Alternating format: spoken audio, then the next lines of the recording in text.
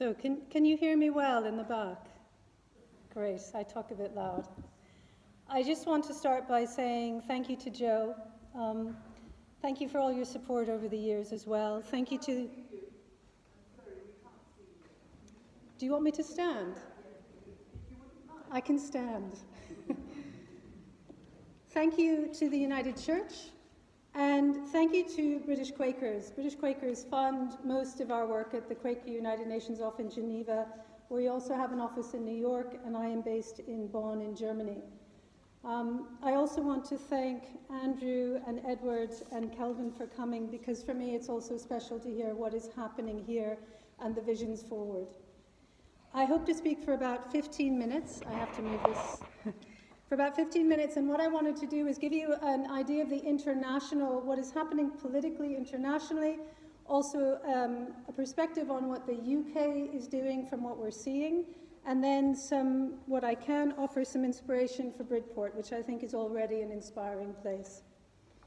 I was born in New York City and I studied in the UK. I married a lovely Englishman and my children were born in Dorchester, as Joe mentioned, so my heart is here.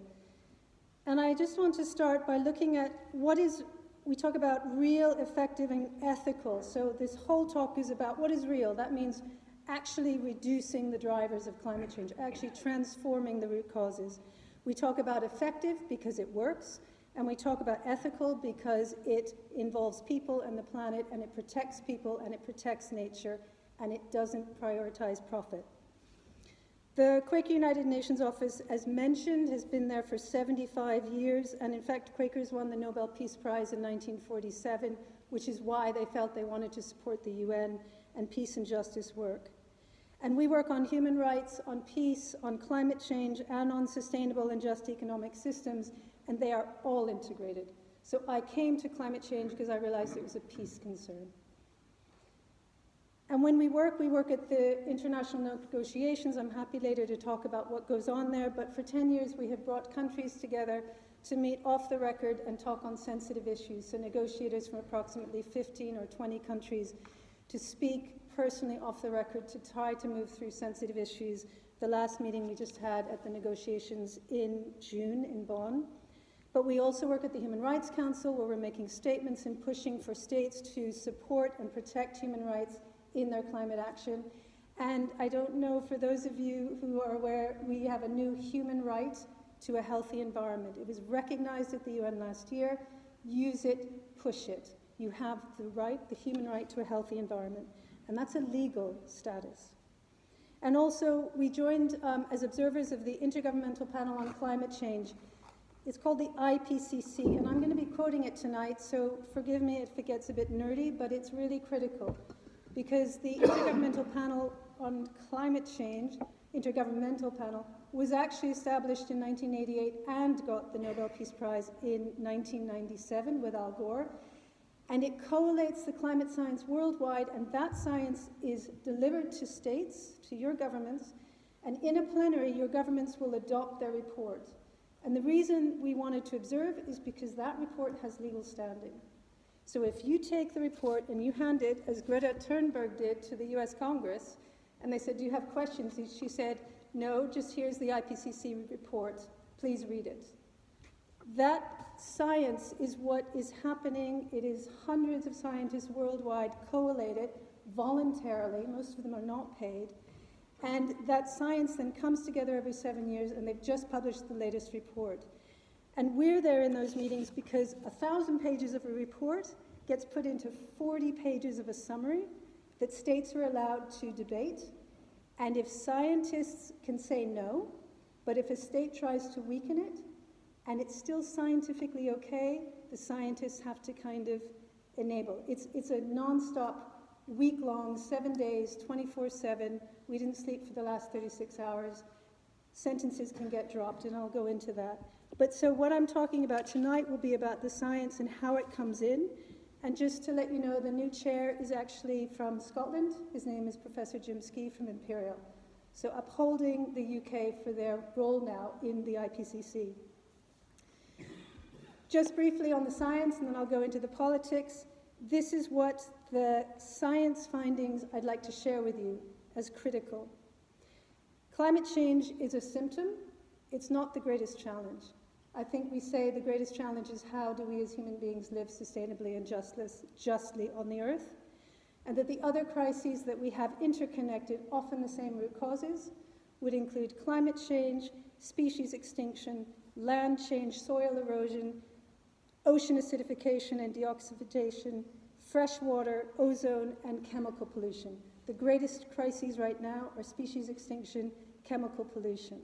And you probably know that because you see in Bridport, you see what's happening with the land and the biodiversity.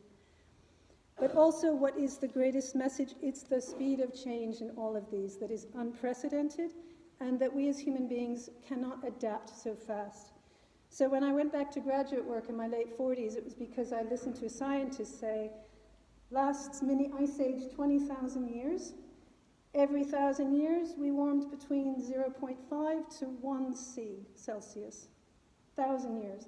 Since 1850 approximately, we've just now warmed 1.1, and we're on track with our current emissions to warm up to potentially 3.5, so that's another 2.5 by 2100. And as one scientist said to me in tears, we cannot do that. That level is unimaginable and unmanageable. And the other message is that it is still time to hold to a safer temperature rise, what we call 1.5, but the window is closing, and that's why we need urgent, and that's why we need transformative and effective and ethical climate action. So I'm going to read to you what the IPCC says for what are the root causes. Unsustainable energy use, and land use change, unsustainable lifestyles and patterns of consumption and production across regions, between and within countries, and between individuals. Economic growth is actually the major driver of carbon dioxide. And to tell you the most inspiring message that came out of the IPCC summary, I will quote it: urgent, feasible, and equitable near-term options that are already available at scale to address climate change and improve human well-being and planetary health. They already exist and they are available at scale. Urgent, feasible, and equitable. That sentence was cut. It was cut because certain states didn't like urgent, they didn't like equitable, and they didn't like available at scale in that one sentence. I'd like to give credit to the UK scientists in the plenary. You have a very science-trained group. These are not negotiators. This is a team primarily of young women who fought for that sentence to be returned. And we worked closely with them. And we tried. And we had hours and hours and hours. And in the end, the sentence was watered down.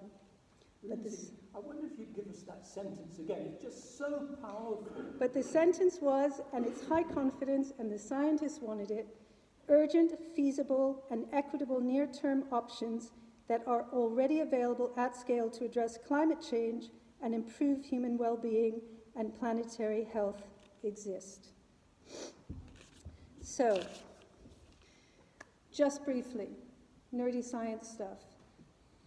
Concentrations of methane and nitrous oxide are unprecedented in the last 800,000 years. Current levels of CO2 carbon dioxide concentrations are higher than over at least 2 million years. And as I mentioned for the temperature rise, IPCC would say every fraction of a degree counts. Every fraction of warming. We have to act now, and every fraction of a degree counts. The Paris Agreement is in there, but emissions are still rising. Someone got that? So, challenges that I see internationally and politically.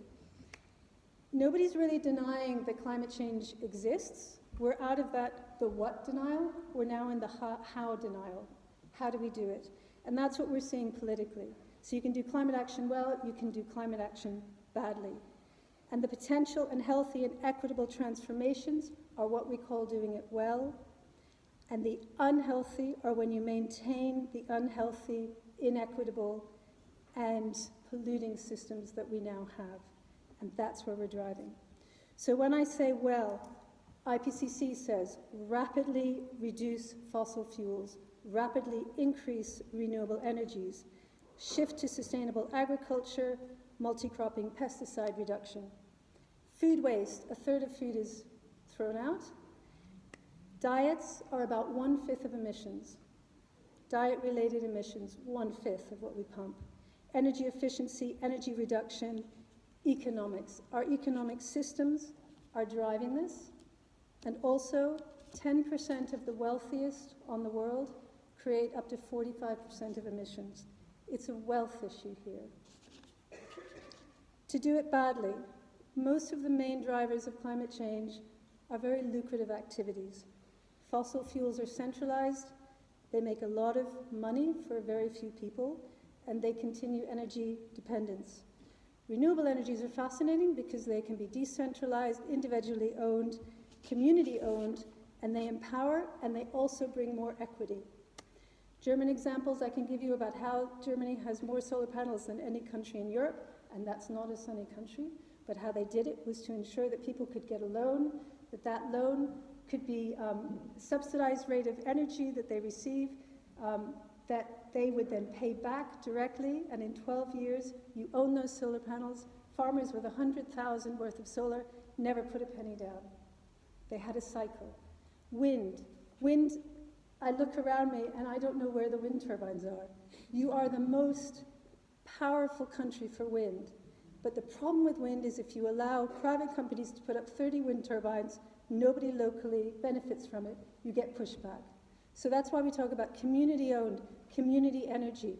Put up 4 wind turbines, get Bridport going, people benefit, prices go down. You see the equitable side. One of the things that we're seeing that is pushing also by the UK is something called carbon capture storage. But I want to bring in quickly the COP28. It's in the United Arab Emirates. The presidency is head of an oil executive. What we're seeing is this push to make fossil fuels okay. The way that they're pushing that is to talk about carbon capture storage, which we're seeing here. Now, the reason that I want to bring this up is because the UK COP26, UK presidency, was also pushing things that for us were a red flag. And I'm going to name them. The UK presidency in the COP26 in Glasgow said phase down coal. They didn't say phase down fossil fuels. They didn't mention oil and gas. They said coal, and coal is a poor country's power. So India gets screwed, and meanwhile, we suddenly have a whole bunch of new licenses coming up for oil and gas. They said reduce methane leakage, but they did not actually say reduce fossil fuel extraction, which is where most of the methane leakage is coming out. They said carbon capture storage, but they did not mention initiatives for renewable energy increase. They also said electric cars, but they didn't talk about public transport. They also said nature-based solutions, but nature-based solutions are about planting trees, and then you put more licenses for oil and gas. That's not real. And also, the higher temperatures go, land burns. Land becomes a source. So I just wanted to bring that up because for the UK, there is this whole call for CCS, carbon capture storage, and this is what the IPCC says.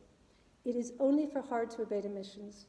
It is expensive, energy-intensive, not the most efficient. It passes challenges of limited storage, leakage, and delayed action to our future generations.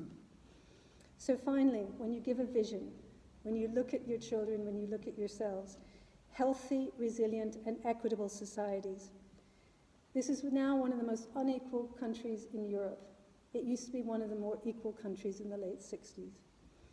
Look at the privatization of public services. Look at the taxation, which is regressive but could be posed on assets rather than on labor. How do you tax in this country? There's no land tax, there's no wealth tax. Look at the polarized political system. How do you get real representation? When you vote. And that's how you get some of the parties in. And then for Bridport, from what I see, you are already a beacon. That's my memory, and that's what I see and hear. Personal witness matters, especially when you give political engagement.